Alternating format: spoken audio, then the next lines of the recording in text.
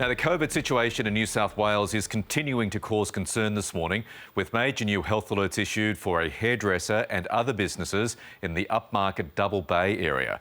The alert covers a 9-day period from the middle of last week to Wednesday of this week. 11 new cases were reported in New South Wales yesterday, including the Agriculture Minister, whose positive test has taken COVID into the heart of Parliament.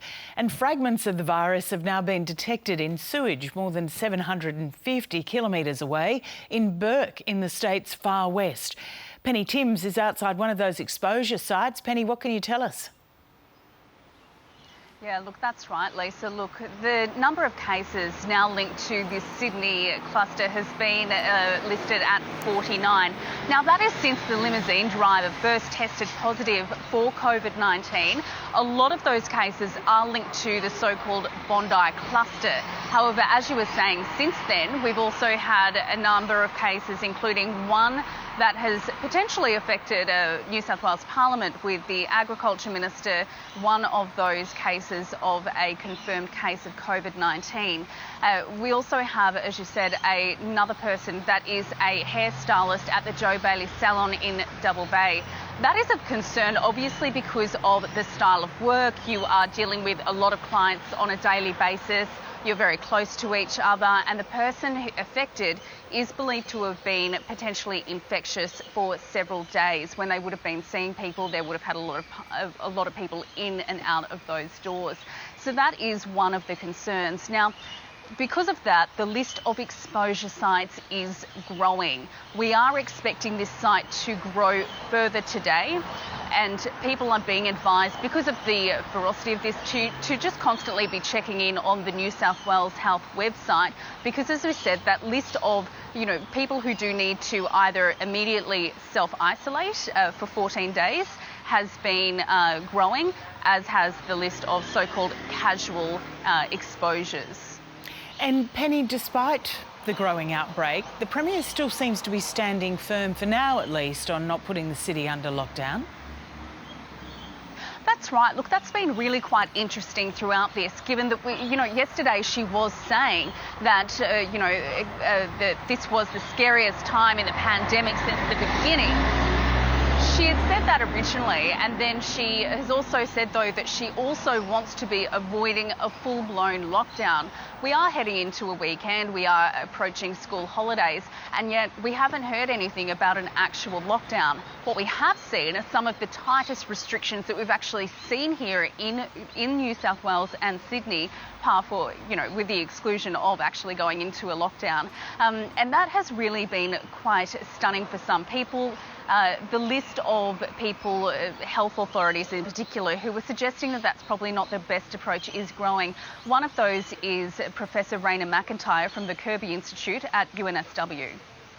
If the numbers continue to increase, it should be considered, because a short, sharp lockdown can actually save a much longer, more devastating lockdown later on if it really gets out of control. New South Wales Health obviously has an excellent record of getting on top of outbreaks, but this is the Delta variant, which is more contagious and more deadly.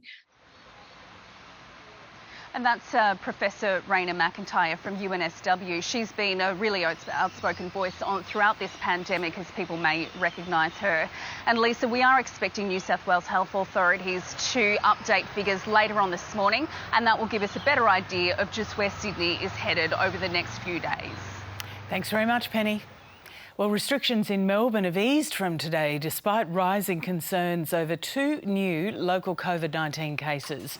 The new cases reported yesterday have been linked to the Sydney outbreak after a man who flew home to Melbourne on Sunday tested positive for the virus, along with his co-worker at a Sandringham dry cleaning business.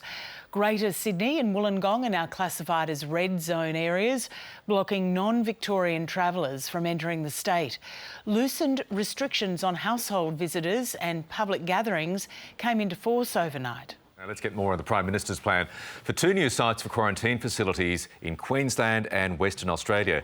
Let's bring in our reporters Evelyn Manfield in Perth, Michael Rennie at Brisbane's proposed site. Firstly to you, Evelyn, there are 2 possible sites on the table in the West. So the federal government has suggested 2 possible sites, and they include land at either Perth Airport or Jandakot Airport in Perth's southern suburbs. So the Prime Minister has written to WA Premier Mark McGowan with those suggestions, but we're yet to hear from Mr McGowan about his thoughts about these suggestions. So that'll be interesting to hear his response as the day unfolds. But he has previously said that the WA government was looking at other quarantine options as, you know, an alternative to hotel quarantine. And they were looking at Commonwealth facilities, places like Christmas Island, and other places that are close to airports such as Busselton or Exmouth.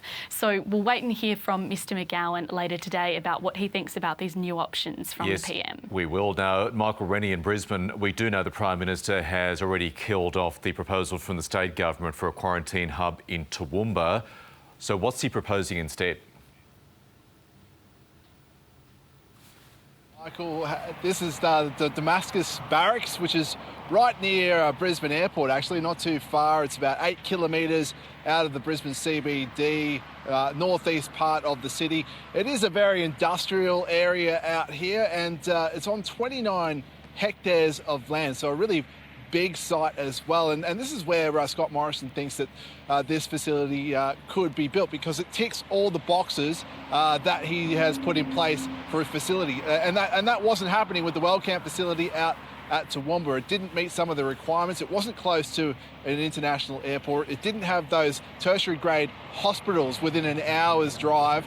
And it wasn't Commonwealth owned either. And that's what he wants. He wants this to be a lasting legacy, if you like, a lasting facility that the government can draw on into the future. So he says it also will be cheaper and larger than the Wellcamp proposed site.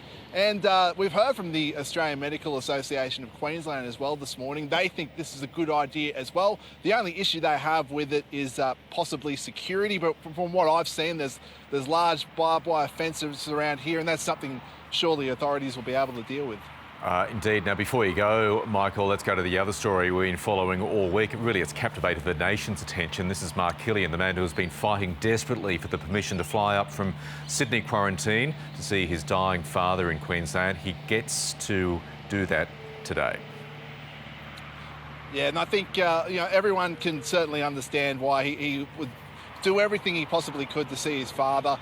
And he's travelled all the way over from the US, only found out on Wednesday afternoon that he would get that exemption and be able to travel up to the Gold Coast.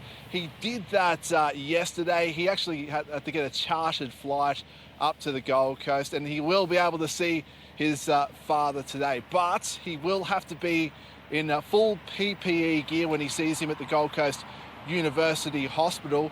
And he won't be able to hug his father either. We've heard from the Chief Health Officer, Jeanette Young, on this about why he's not allowed to hug his father. She says so he doesn't pass on COVID to his father if he potentially has it. But I guess the good news is that he will be able to see him today.